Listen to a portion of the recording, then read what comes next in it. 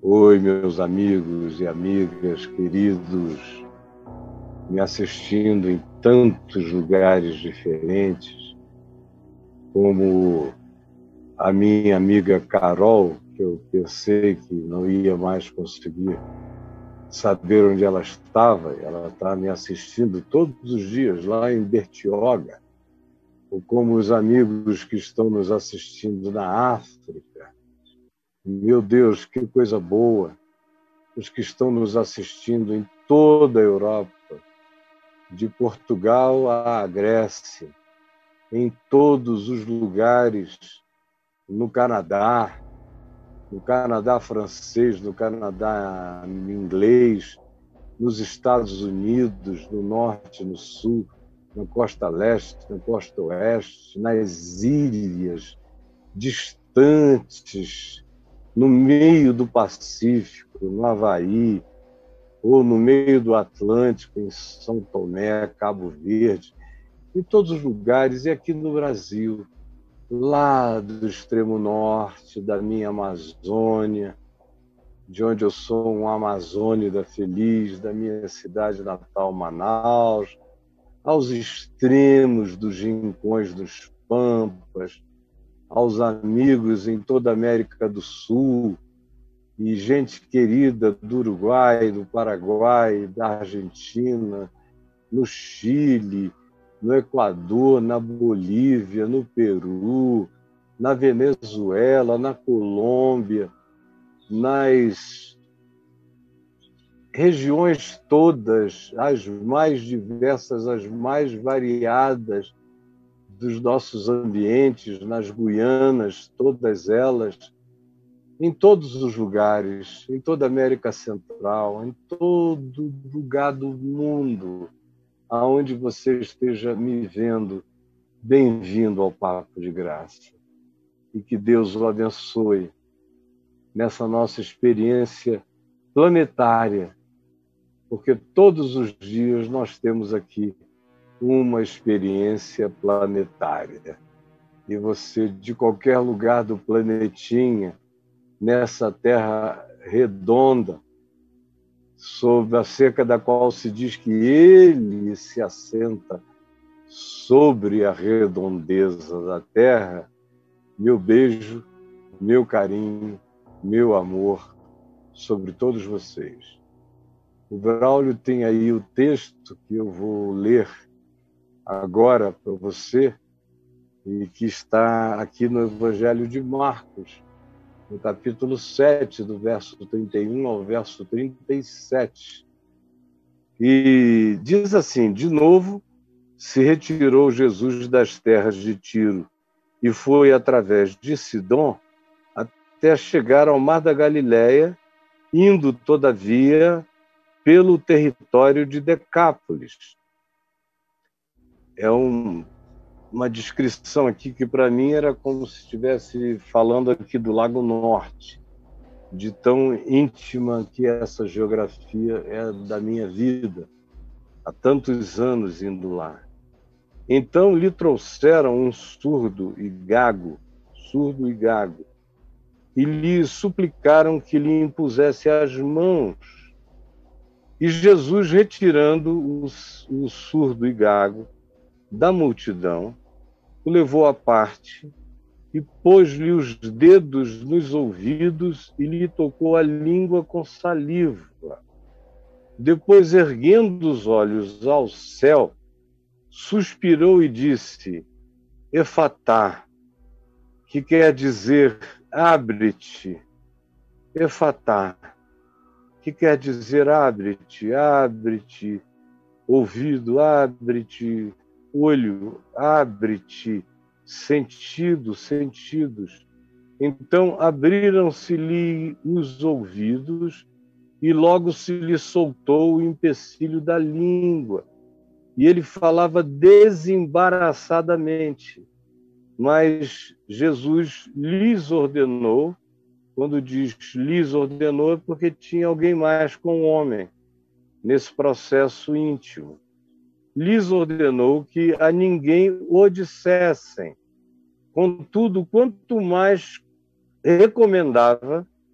tanto mais eles o divulgavam. Maravilharam-se sobremaneira todos, dizendo: tudo ele faz esplendidamente bem. Tudo ele faz esplendidamente bem. Não somente faz ouvir os surdos, mas também falar os mudos. Tudo ele faz esplendidamente bem. Eu já falei, não tem texto na Escritura sobre o qual eu não tenha falado muitas vezes. E esse aqui, ele me é tão caro, tão precioso, tanto quanto da mulher Cirofenícia, tanto quanto o que vem no capítulo 8 da cura do cego em Betsaida. São coisas muito íntimas, não tem nada aqui que não seja íntimo para mim. Eu estou olhando para a Escritura, eu tenho mais intimidade com ela do que eu tenho com as minhas mãos. As minhas mãos me surpreendem, ainda mais agora que eu estou ficando velho. Todo dia tem um sinal diferente, sinal de velho, pinta de velho. Aqui não, eu todo dia tenho uma surpresa, é da coisa nova que chega ao meu coração, embora eu leia, leia, leia, fale, fale, fale, e sempre tenha algo novo para o meu coração e para dividir com outros. Eventualmente, o que eu vou falar agora não seja novo para você, mas eu espero que você tenha, no mínimo, um coração melhor do que o meu, porque eu, que sou profissional disso aqui, não me deixo profissionalizar por isso e sou surpreendido pela alegria simples que o Evangelho, a Boa Nova, me traz todos os dias. É por isso que ela se renova dentro de mim e eu a aproveito sempre, como se fosse a primeira vez. Porque o coração sabe que existe um poder de vida, de renovação, porque ela é uma palavra parábola que sempre apresenta luz a partir do ângulo novo. Não é em relação ao qual você enxerga, é um ângulo novo em relação ao qual você é posto nele. Não sou eu que vou para esse ângulo para olhar, eu sou posto nele. Não sou eu que me levanto e digo, vou ver daqui para baixo. Não, eu sou posto nele pela vida, pelo Espírito.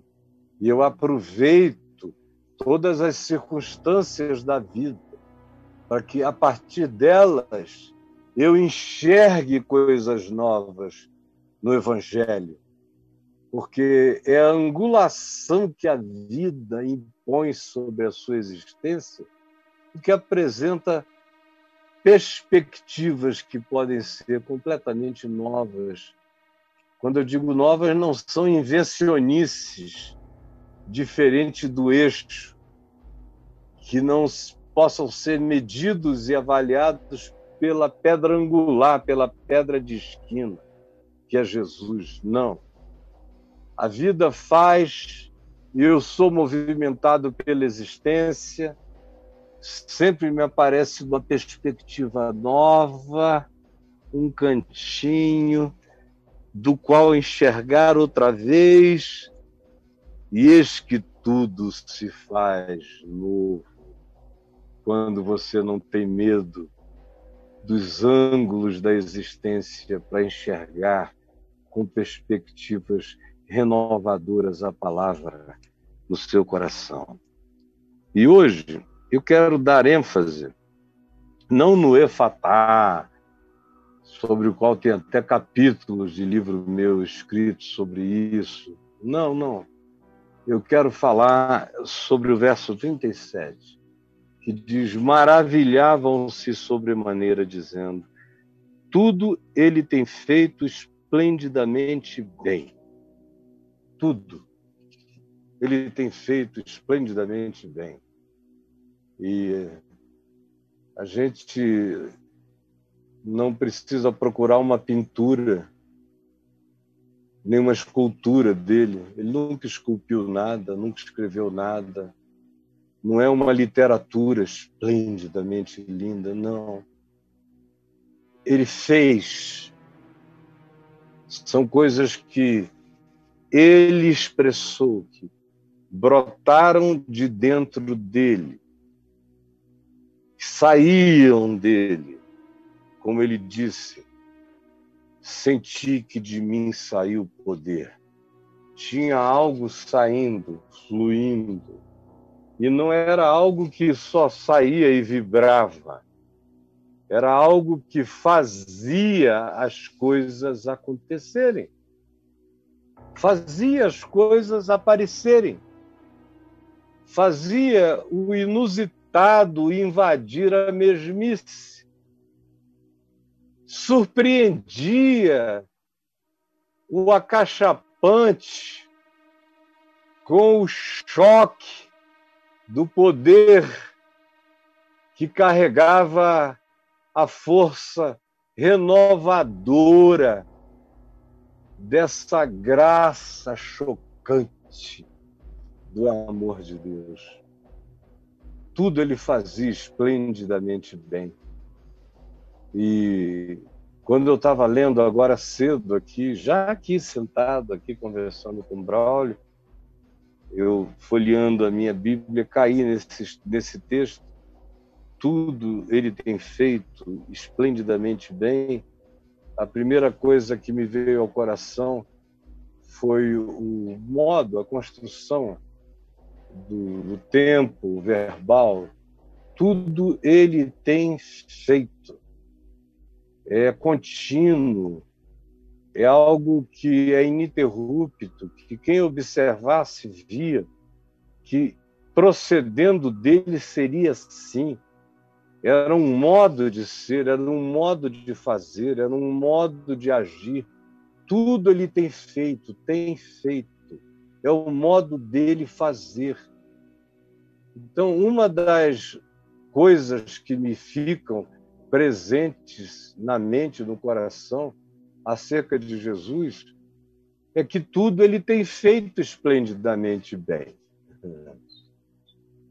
Aí eu olho em volta, aquilo que as pessoas chamam de obra de Jesus, e digo, tudo eles têm feito horrorosamente horrível. Por isso não é obra de Jesus. Obra de Jesus, ela acontece esplendidamente bem. Se alguém diz que é algo de Jesus que está aprendendo, que está absorvendo, que está entendendo, isso está piorando você, piorando a sua cabeça, piorando a sua alma, piorando os seus pensamentos, piorando a sua atitude, está fazendo de você uma pessoa feia, está tirando a sua beleza, até física.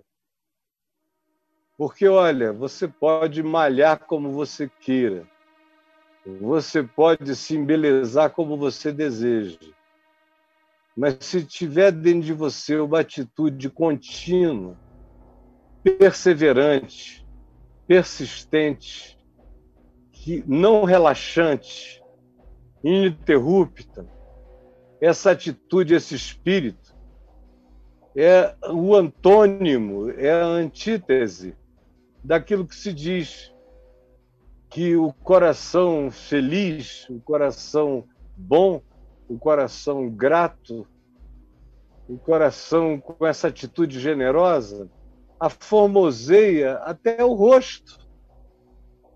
A pessoa nem precisa ser linda nem bonita, mas se tiver um coração capaz da felicidade, da alegria, da sinceridade, da franqueza, com uma energia razoável, sem agressividade, o rosto vai melhorando. Uma atitude feliz, uma atitude leve, uma atitude carinhosa, generosa, uma atitude humilde, uma felicidade humilde, embeleza o rosto da gente. Você tenha uma carranca no seu espírito, na sua alma, você vai ficar feia, minha filha, por mais bonita que você seja. O tempo vai te estragar. Eu tenho visto, para falar de beleza, a gente fala de mulheres, sobretudo. Mulheres lindas, mas que foram assumindo uma atitude diferente, foram ficando matronas, pesadas, mandonas, autoritárias, mal-humoradas, com juízos, com implicâncias, com antipatias. Aí você vai vendo como a cara vai mudando, vai empedrando. Até a musculatura facial vai mudando. Os olhos vão perdendo o brilho. O sorriso vai ficando apenas ensaiado. E com o passar do tempo, e não precisam ser anos, às vezes meses, já trazem os traços do embrutecimento, do enfeiamento. Realmente do enfeiamento, perde a harmonização. E eu não estou falando de harmonização facial, eu estou falando de harmonização do ser. A harmonização facial é uma tolice que não resiste o mau humor de uma pessoa chata e que tem raiva da vida. Pode harmonizar a cara como ficar, nunca será uma face, sempre será uma cara. Só uma cara e nunca uma face bela, linda. Não. E o que a gente vê em Jesus é que quando ele está na gente, crescendo na gente, a gente está crescendo na compreensão e na prática dele, do que ele ensina e do que ele faz, a gente sente os efeitos esplendorosos desse bem, porque tudo ele faz esplendidamente bem. E aí, cara, nem a velhice vai te piorar. Você não tem outra alternativa quando o teu coração carrega uma bondade leve, descontraída, não justicista, não pesada, não moralista, não cheia de juízo, não franzida, não assim, não com essa cara, não como se estivesse carregando caca no nariz e caca na alma, e caca na mente, caca nos pensamentos. Não, mas quando a atitude é outra, é essa, da alegria, do júbilo, da gratidão, da leveza e da não transferência de nada para ninguém, quando a gente aprende a viver a cada dia o seu próprio mal com a nossa responsabilidade acerca disso. E sem autovitimização, como eu repito e repito. Quando a gente faz isso com uma atitude de fé, carregada, portanto, de positividade, porque fé negativa não é fé, é mau humor religioso e só isso. Fé negativa não é fé, é mau humor religioso e só isso. Mas quando a gente vem carregado dessa fé, que é a certeza das coisas que a gente nem tem, mas espera, que é convicção de fatos que a gente nem vê, mas sabe que estão presentes, é um poder de positividade que também carrega embelezamento e harmonização para o todo da vida. E isso tudo tem que ser feito em amor, porque essa fé positiva é aquela que opera opera pelo amor, ela se viabiliza pelo amor. E aí o amor é que carrega beleza, o amor é que vibra beleza de Deus na gente, beleza humana na gente. Isso vai se transformando em aparência, em percepção, em discernimento, em graça. Para todo lado, as pessoas não têm como não sentir esse carinho, essa verdade que brota. Então, quando eu vejo as pessoas ouvindo Jesus, palavras de Jesus, cultos de Jesus, em igrejas de Jesus, ficando cada vez mais feias, mais horrorosas, mais mal-humoradas, mais terríveis, terrivelmente evangélicas, quanto mais eu as vejo assim, terrivelmente cristãs, terrivelmente do cristianismo, eu só vou vendo essa coisa horrorosa se estabelecer, que eu sei, na mesma hora, que isso não tem nada a ver com Jesus, porque não dá para haver presença de Jesus sem beleza e sem harmonização no ser, porque tudo ele tem feito e ele faz esplendidamente bem. E aqui, especificamente aqui, mas também aqui, e por isso também para todos nós, o que está dito é que não somente ele faz ouvir os surdos, como também falar os mudos.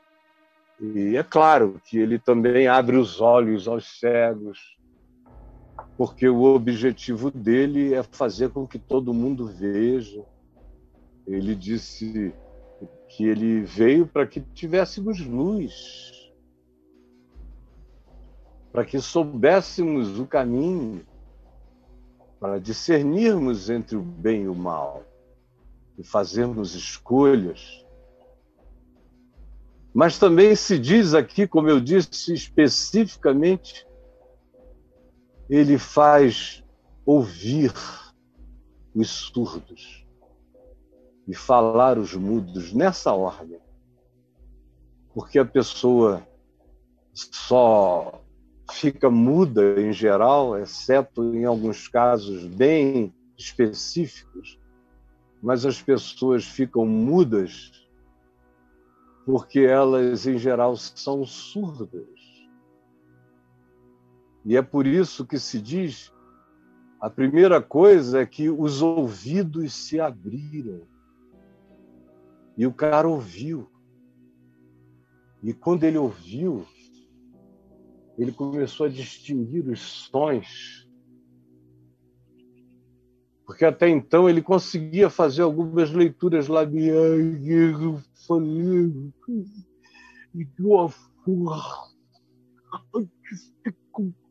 que gaguejava, e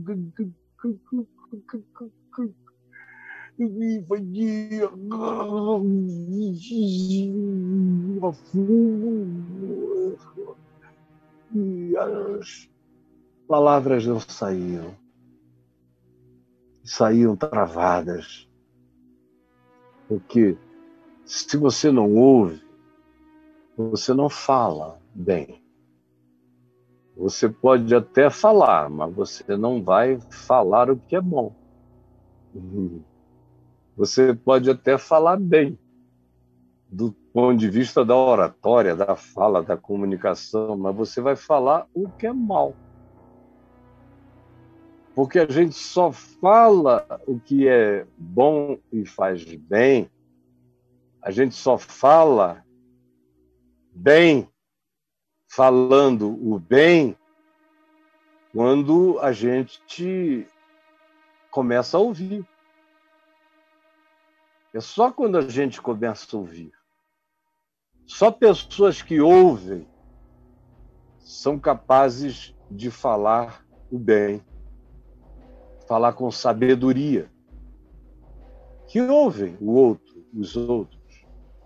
Como diz o apóstolo Tiago, todo homem seja pronto para ouvir, tardio para falar e tardio para se irar, mas pronto para ouvir. Pronto. Ontem eu estava conversando com uma pessoa, uma conversa longa, uma pessoa maravilhosamente agradável. E no meio da conversa ela me falou: sabe, Caio, eu sou uma pessoa que fui aprendendo a falar pouco e a ouvir bastante, de modo que na minha casa eu sou sempre a última pessoa a falar. Todo mundo fala, meus filhos, meu marido, todo mundo fala. Falam muito. E eu ouço. E tento discernir o que está no coração de cada um deles. Às vezes eu entendo que se eu falar eu só vou atrapalhar, porque eles estão num molde tão ruim que naquela hora a minha palavra não ajudaria. Aí eu me calo, me retiro, eu oro, eu peço a luz celestial, a iluminação dos céus, para iluminar a mente de cada um deles. Às vezes eu volto para o lugar e vejo que algo aconteceu e eles mudaram a atitude. E só muito raramente, quando eu vejo que eles insistem no falar o que é mal, é que eu me interponho. E é uma raridade. E aí, nesse caso, eu intervenho. E eu reúno. E eu tento falar pouco, mas falar o bastante, para todos eles entenderem. Como eu não sou de ficar falando, ela disse, quando eu falo, parece que todos eles ouvem, o que é diferente de um cara pau-rador que fica falando, fala tanto que ninguém ouve mais. Fala tanto que ninguém ouve mais. Que é uma coisa que a cada dia eu aprendo mais. Eu falo muito aqui, pregando. Mas eu já disse, no ambiente da minha casa, eu cada vez falo menos. Agora a gente vive em 3. Mas quando o dia a dia era um cotidiano cheio de mais gente, de mais filhos, de mais netos e de mais todo mundo, e de mais entradas e saídas, eu fui começando a falar cada vez menos, a ouvir cada vez mais, a prestar atenção. Você vai ficando com indisposição opinativa frequente. Você só tem vontade de opinar na hora absolutamente necessária. E olhe lá. De modo que eu disse para a pessoa, te compreendo. E aí habita a sabedoria. A sabedoria me autoriza a falar apenas depois de eu aprender a ouvir.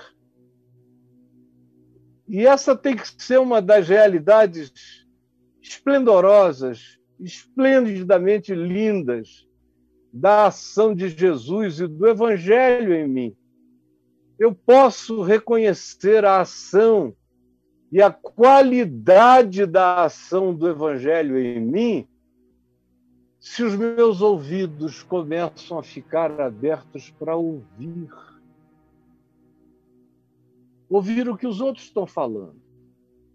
A gente vê até aqui, nesse nosso momento de comunicação, como tem gente irrequieta, que não para, que fala, que parece que morde um, que belisca outro.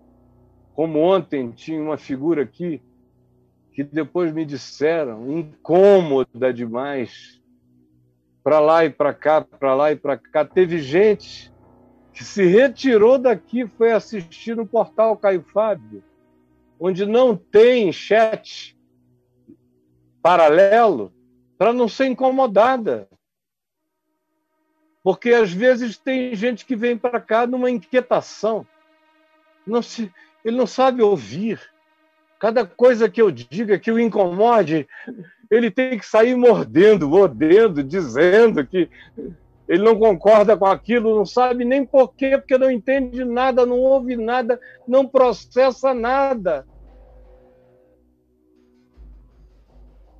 E nas nossas conversas de mesa, ou em família, meu Deus, em família, como cada dia as pessoas se ouvem menos. E aí se confundem. E como elas não ouvem o que o outro está dizendo, elas só ouvem o que elas estão pensando. Não sabem nem o que o outro está de fato falando, ou pegaram só um tema, mas não ouviram a narrativa. E a partir daquele tema, somado aos preconceitos e às predisposições do indivíduo, a resposta que dá é a pior possível. O que faz surgir uma discussão, uma raiva naquele que falou o oposto e é entendido do modo absolutamente diferente. Aí começa a haver choque, começa a haver uma inimizade entre os amigos, ou entre pai e filho, ou entre pai e filha, ou entre mãe e filha, ou entre irmãos, porque as pessoas não estão mais se escutando. Cada vez menos se escutam. Por isso, cada vez mais gritam. Gritam. E quanto mais se grita, menos se fala. E quanto mais se fala, quanto sem se ouvir, mais se fica surdo para o que o outro está tentando dizer. Não se consegue ouvir mais. Na família, por exemplo, é um falando em cima do outro. Não há mais nem a moderação, não há mais nem o equilíbrio de um falar, o outro falar, o outro falar, o outro falar, esperar a sua vez, guardar o assunto. É uma baratinação, parece zigue-zagueamento de barata, que vem assim. São os pensamentos das pessoas, e um interrompe o outro, por falar nisso, e o assunto original ficou lá para trás. Se não houver quem recupere, aquilo não volta nunca mais. Eu sei que eu estou falando também da sua casa. E o que o Evangelho, e o Evangelho é Jesus, e Jesus é o Evangelho, faz esplendidamente bem, primeiro é fazer o surdo ouvir. E a grande maioria dos surdos, hoje em dia, onde você vai, estão fazendo sinais de Libras. Eu não sei nenhum sinal de Libra. De vez em quando eu vejo alguém fazer assim lá na Libra, eu não sei por que é aquilo. Mas tem mais Libra do que fala hoje em dia. E talvez seja mais fácil entender alguém falar em Libras do que com palavras, porque ninguém está parando para ouvir o outro. Eu estou quase aprendendo Libras para me comunicar, para ver se eu sou melhor compreendido. Porque está ruim demais o negócio, está horrível, está difícil. Então ele faz tudo esplendidamente bem. Faz ouvir o surdo. Porque surdez relacional é uma deficiência mental, é um bloqueio cognitivo. A gente coloca ali uma tranca, fecha uma porta de cognição. E isso tem muito a ver com arrogância, tem muito a ver com impaciência, às vezes tem muito a ver com uma atitude de superioridade, às vezes tem a ver com a impressão enganosa que pode surgir no coração de qualquer um de nós, no meu, no seu, de qualquer um de nós, que o que a gente sabe é maior e mais importante do que o que os outros têm a dizer. Nada podia ser mais falso. Nada podia ser mais falso. E aí a gente vai ficando surdo. Outra coisa que ensurdece é a antipatia. A gente ouve com empatia e a gente se ensurdece com antipatia. A antipatia faz a gente não ouvir. É a empatia que nos dá ouvidos para ouvir. Ele faz ouvir os surdos, que são aqueles que carregavam esse bloqueio e que precisam ser desbloqueados. Precisam que Jesus coloque as mãos nos seus ouvidos. Hoje, agora, Ele toque os meus ouvidos para me desimpedir, para tirar de mim também a audição seletiva, que é aquela audição que só ouve determinadas pessoas e não ouve mais outras. Acontece muito com filhos, que depois de algum tempo, pelas suas arrogâncias filiais, muito comuns, ficam achando que se tornaram superiores aos pais, que sabem mais do que os pais, são capazes de ouvir todos os amigos, às vezes até os amigos mais idiotas, ou amigas, ou profissionais de qualquer área, mas pai, mãe, ou gente da casa, ou irmão, não. Para esses, a surdez está estabelecida. É a tal dessa cognitividade seletiva, tão presente entre nós. E enquanto o coração não entende e não se desbloqueia dos nossos preconceitos, ou dos nossos orgulhos, ou das nossas vaidades cognitivas, a gente não ouve frequentemente quem está mais do nosso lado. Como anteontem eu ouvi uma pessoa dizer: a pandemia me deixou surda para tudo que o meu marido dizia. Eu não conseguia mais ouvi-lo.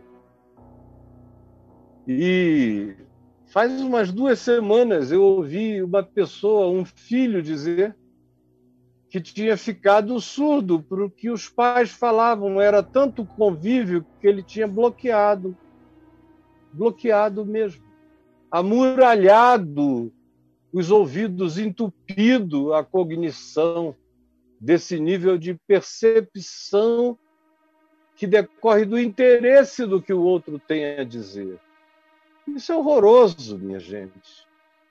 E quem está assim está sem a prática do Evangelho. Porque a prática do Evangelho, se a prática do Evangelho faz uma coisa original, é desbloquear a minha cognição para a vida. Ele foi enviado para abrir os olhos aos cegos, para desimpedir os ouvidos dos surdos, para abrir a boca dos mudos. Ou seja, o Evangelho gera comunicação saudável. Faz ouvir, e depois que a gente está ouvindo, a gente fala. Antes disso, nós somos só palradores, só faladores, que às vezes vão ficando gritadores, gritalhões. E quanto mais a gente grita, mais feio a gente fica. Porque a troca de gritos enfeia qualquer um. O marido, depois de um tempo, não aguenta mais ouvir aquela voz gritada, que pode vir da boca da mulher mais linda, mais gostosa, da boca mais Angelina Jolie desse mundo, que você está achando que é melhor cair num pet do que conviver com aquela figura, com aquela boca, que te enfeia tanto. As palavras nos desaformoseiam ou nos embelezam, depende. Mas quando o Evangelho chega com manifestação de graça esplendorosa, ele abre o nosso processo cognitivo. ele abre os nossos ouvidos para a gente ouvir antes, ir perdendo a pressa, ir perdendo aquela vontade de orgulho informativo ou de orgulho opinativo. Você conhece isso, sabe do que eu estou falando? É aquele orgulho de ter falado primeiro, de ter dito primeiro. É uma coisa desgraçada quando a gente sempre tem informações que a gente não consegue acalmar as nossas informações para deixarem os outros falarem, nem que seja as suas desinformações. É uma coisa complicada, porque essa angústia opinativa e informativa é difícil de ser vencida. E na família é o lugar mais difícil da gente vencer. E no casamento é o pior de todos. É o lugar onde a surdez se estabelece com uma rapidez enorme. Na família em geral.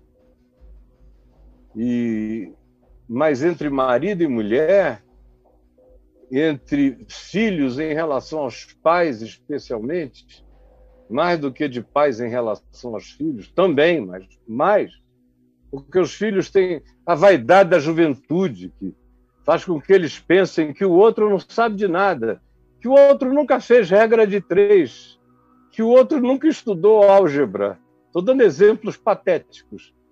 Que o outro não sabe de nada, que o outro não estudou Freud só porque ele está com 75 anos, que o outro não sabe nada, que não estudou mecânica quântica na faculdade, embora ele esteja com 80.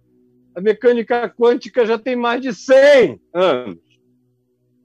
Mas a gente vê o cara todo engilhado e pensa que o cérebro dele também está assim.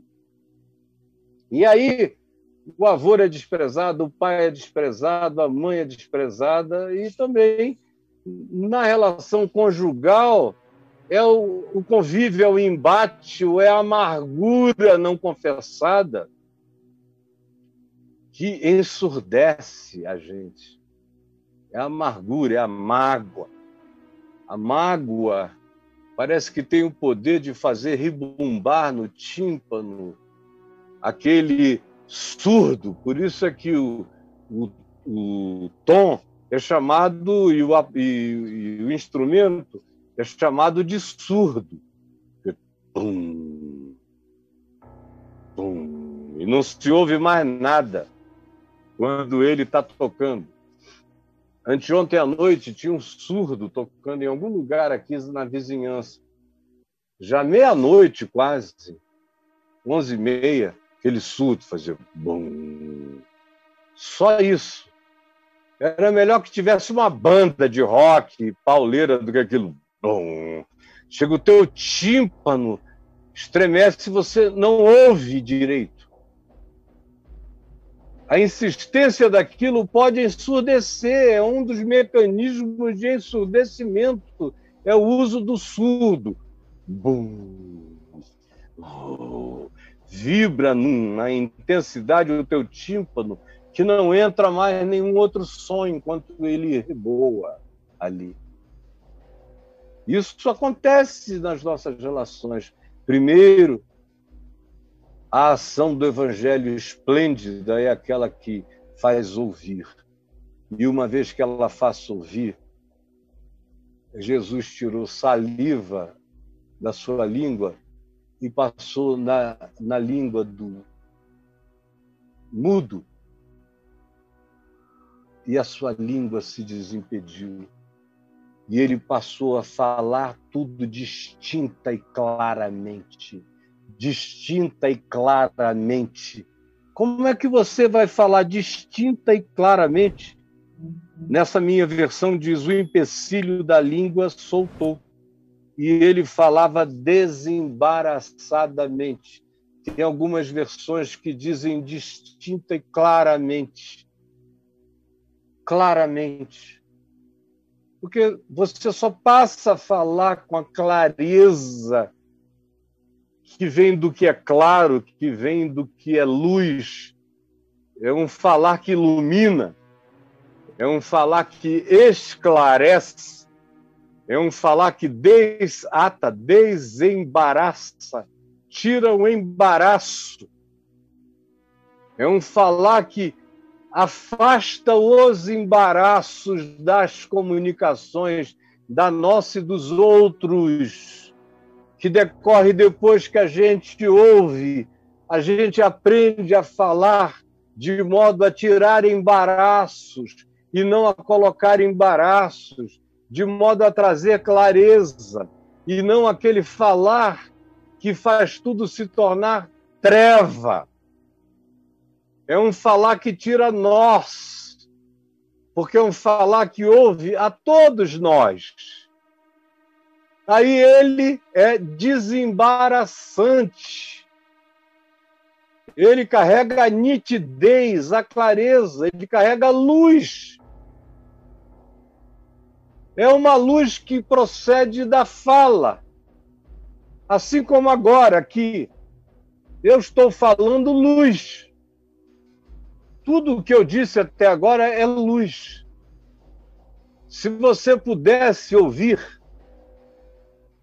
e enquanto ouve, você pudesse ver a natureza da vibração espiritual que sai dessa fala que eu estou dirigindo a todos vocês, vocês iriam ver os feixes de luz multicolorida saindo da minha boca, luz de um arco-íris da graça do Evangelho eterno de Deus, desembaraçando pensamentos, mentes.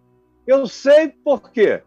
Porque depois de tantos anos, eu já ouvi tantas vezes a mesma coisa, o pessoal dizendo, meu Deus, quando você fala a palavra, a luz chega e eu enxergo, eu vejo, me esclarece, me desembaraça, me desimpede, me destrava, eu compreendo. O que eu mais ouço na vida é, depois que você fala, eu entendo tudo.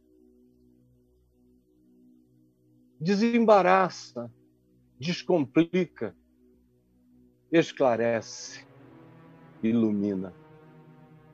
Essa é a palavra do Evangelho que ilumina.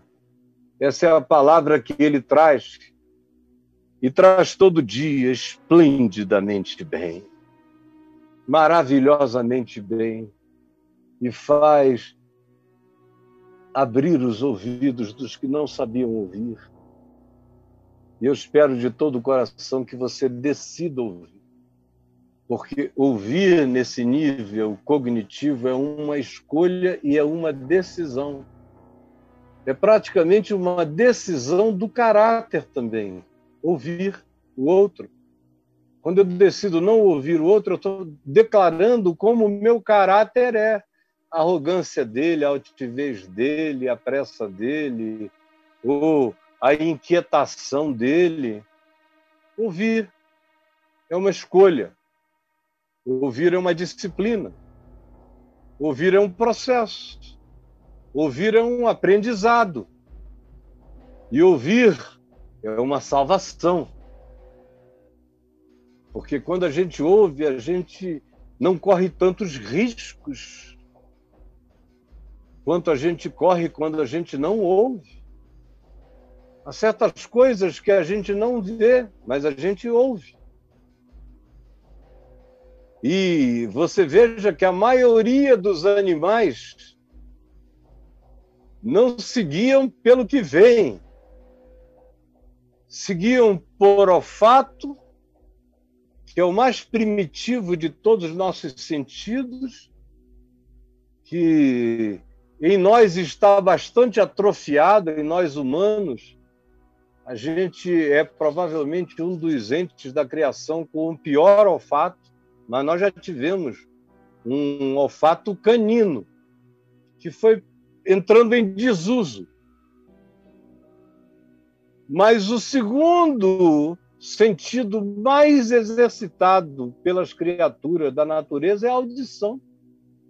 a orelha sobe. Eles ouvem terremotos.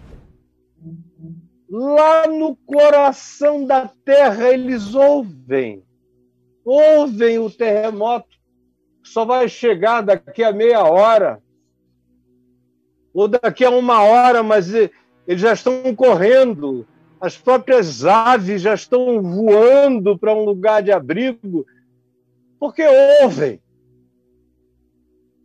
Agora, quem não ouve vai ser tragado, a terra vai abrir, você vai ser puxado na fenda, porque não ouve nada. Não ouvir é equivalente a se tornar burro. Por mais inteligente que você seja, se não ouvir, emburrece emocionalmente. E se fala sem ter ouvido, vai virar idiota, vai virar insensato, vai se tornar uma pessoa bruta, vai se embrutecer. Às vezes você diz, não, eu ouvi tudo que você disse, ouviu as palavras que eu disse, mas a gente ouve mesmo, é com o ouvido do coração, que é o ouvido que pondera quem o outro é, o que o outro está sentindo, o que ele pode estar experimentando, qual a fraqueza dele.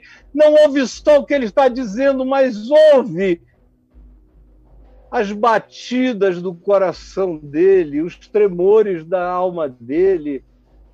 Ouve o que ninguém está ouvindo só com o falar. Ouve.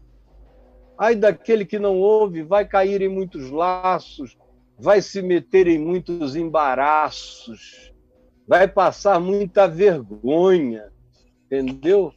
Você, meu querido, minha querida, que tem bloqueio para ouvir, vive pagando os piores micos, não é verdade? Aprenda primeiro a ouvir. Seja todo homem pronto para ouvir. Tardio para falar. Mais tardio ainda para se irar. Porque se estiver irado, não vai conseguir ouvir. E se estiver irado, tudo que disser será a palavra da loucura, será a palavra da insensatez. Pode vir do inteligente, mas será a palavra da burrice emocional. E você que diz que tem o Evangelho, como eu introduzi, dizendo eu quero concluir, avalie o significado do Evangelho na sua vida, pela sua capacidade de ouvir os outros. Não ouvir fofoca, não ouvir desconstrução, ouvir os outros. Ontem, por exemplo, anteontem, e esses dias que eu anunciei a nossa conversa, meu papo com a Luana, quanta gente entrou aí, esses haters horrorosos, e dizendo, você tem que ver o vídeo do Rafinha Bastos. Aí eu fui ver, cara, eu nunca vi um vídeo mais patético do que aquele vídeo do meu querido Rafinha. Tenho todo o carinho por ele, mas, meu Deus, às vezes ele fala cada barbaridade, que era melhor ser surdo do que ouvir aquilo. Ou então, era melhor ouvir aquilo do que ser surdo. Qualquer das duas. Horrível. Aí, eu sabia que a nossa conversa ia ser uma conversa humana. Eu lamentei muito que a câmera, durante a conversa, ficou muito em mim e não em nós o tempo todo, porque eu já tinha conversado com ela em chamada de vídeo. Eu sabia que ia se render aquilo, que ela ia ser espontânea, que ela ia falar com liberdade, que ela sentiu que ela podia ter liberdade, como ela vai continuar sentindo nas nossas conversas pessoais. Liberdade. E eu não estou aqui querendo saber o que a Candinha diz, as fofocas, quantas pessoas namorou, como é que o casamento terminou. Eu não me interesso, por nada disso. Isso não me diz quem são as pessoas. Me diz como são as mídias, mais do que quem e como são as pessoas. Estou acostumado a não me impressionar com pessoas, por isso é que eu acolho todo mundo e me alegro com todos. E abro espaço para todos se sentirem à vontade. Porque todos sentem que eu estou disposto a ouvir mesmo. E a acolher o melhor que venha dali. Eu creio que qualquer pessoa tem algo a dizer. E eu tenho algo a ouvir. Agora, quem me ensina isso é o Evangelho. Se não fosse o Evangelho, eu ia ficar igual a você. Hater. Igualzinho. É o Evangelho que me salva, e não me salvou uma vez. Me salva todo dia ele me salva de novo, e de novo, e de novo, e de novo. Cara, eu ouço o Bolsonaro. Eu ouço. Digo, pode ser que ele me surpreenda. Eu ouço cada palavra, o jeito, o sorriso, o olhar. Eu vejo o modo, a comunicação inteira. Eu ouço o Trump. Eu vi que durante esses dias no hospital aquele cabelo ruivo ficou branco. Isso é uma linguagem, o cara não consegue sair sem se pintar todo. Mas eu ouço cada palavra que ele diz para ver se ele é coerente com alguma coisa do que ele fala. E normalmente ele é coerente só com as coisas ruins que ele fala. Infelizmente, mas eu ouço todo mundo. E não tenho preconceito. Eu fico querendo ser surpreendido pela alegria. Quem sabe esse cara tem um sonho à noite, acorda igual Nabucodonosor, convertido e arrependido. Eu sou crente, eu creio nisso. Eu creio nessas coisas. Agora, como eu dizia, se você quiser avaliar, um bom avaliador do que o Evangelho já realizou em você, se ele realizou alguma coisa em você, o bom avaliador disso, o bom medidor é o quanto você ouve e o tempo que você leva para processar, porque a questão não é ser inteligente para falar logo, é ter a sabedoria para falar depois. E para falar, se for para falar, apenas o que seja necessário. E essa é uma calma que só tem aqueles que decidiram não ter razão, mas antes de tudo ter paz. Não me interessa ter nenhuma razão se isso for trazer a guerra. Eu quero, primeiro, a pacificação, que vai criar uma capacidade de audição para que a gente se entenda e as guerras desapareçam, cessem entre nós. Jesus, eu peço por mim que tu toques os meus ouvidos para que eu ouça melhor. E eu peço que tu toques a minha língua para que eu fale com sabedoria, com língua de eruditos espirituais, porque eu ouço a tua voz todo dia, o tempo todo, e não tenha pressa. E fale a palavra que edifique, não a palavra que embarace. É o que eu te peço, em nome de Jesus. Amém, amém, amém.